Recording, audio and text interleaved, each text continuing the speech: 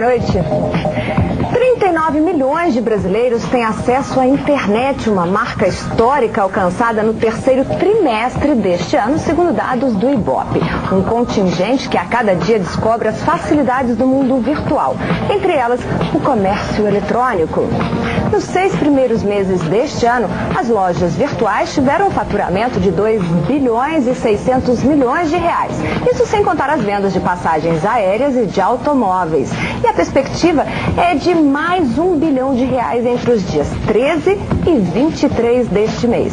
Mas segundo dados do Instituto de Mercado IBIT, as lojas virtuais ainda não atendem bem o cliente. Quais são os cuidados para comprar pela internet? Como fazer para ser atendido sem atraso e até poder devolver a mercadoria? Quais as medidas de proteção ao consumidor?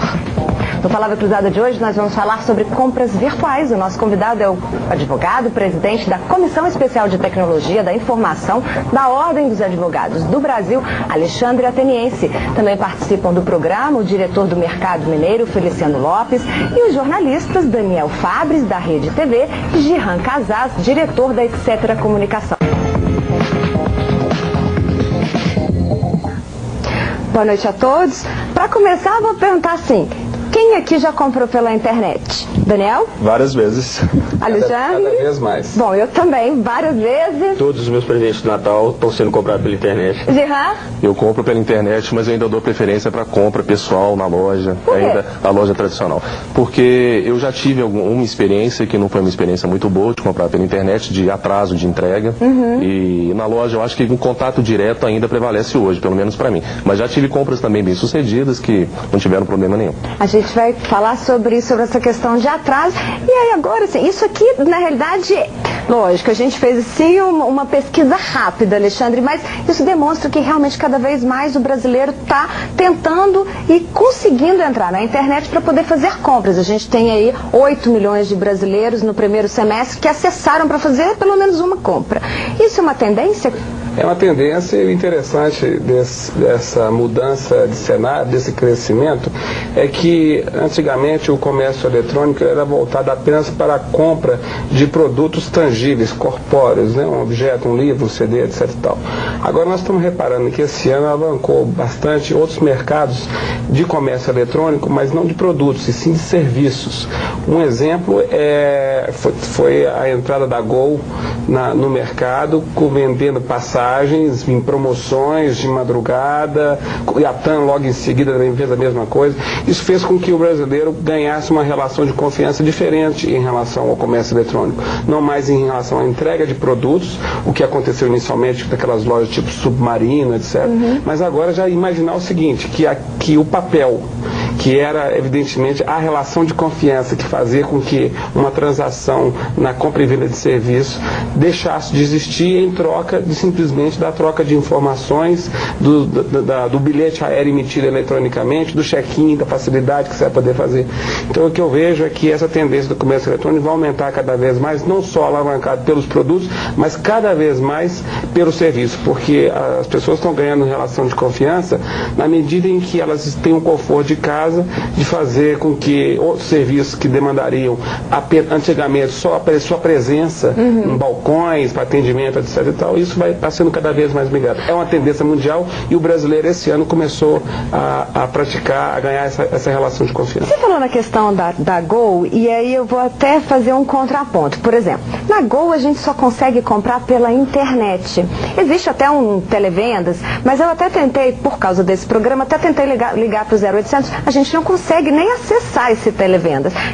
Quem não tem internet não consegue comprar.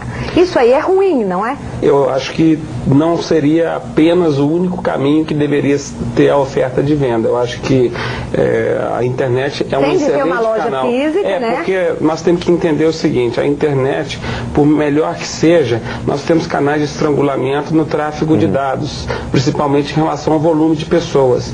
Então, o presidente da Gol, quando lançou a ideia de que eu só vou vender passagem pela internet, todo mundo o taxou de louco, porque não era um canal de comunicação até então utilizado. Mas hoje todo mundo está vendo que dá certo. Só que nós esbarramos na realidade do Brasil de terceiro mundo, que nós temos pontos de estrangulamento locais onde a internet funciona muito bem e outros que nem isso.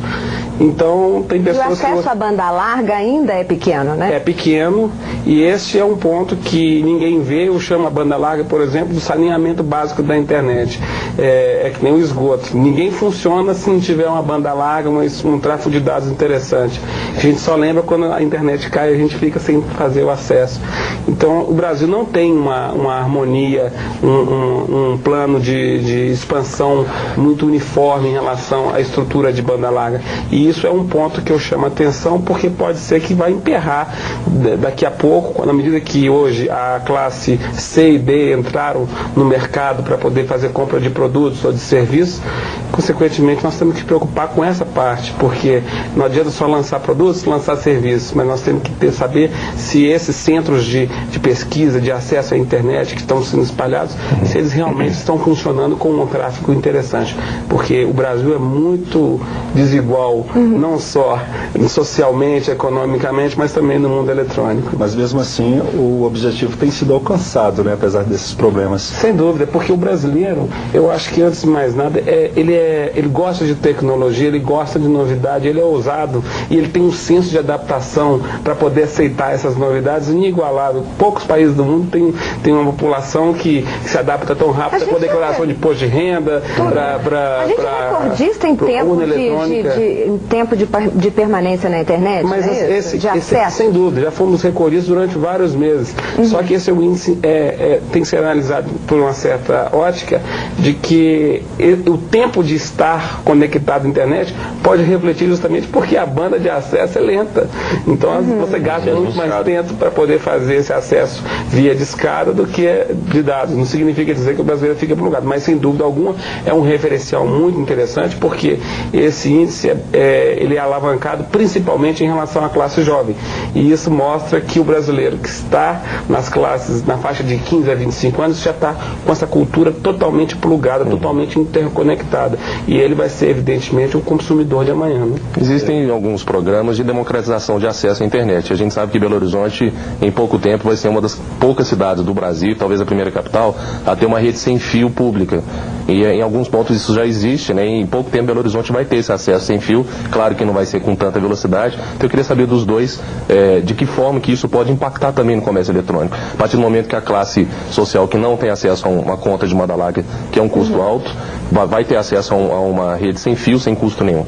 Eu, na minha opinião, acho que isso é muito interessante porque, na verdade, você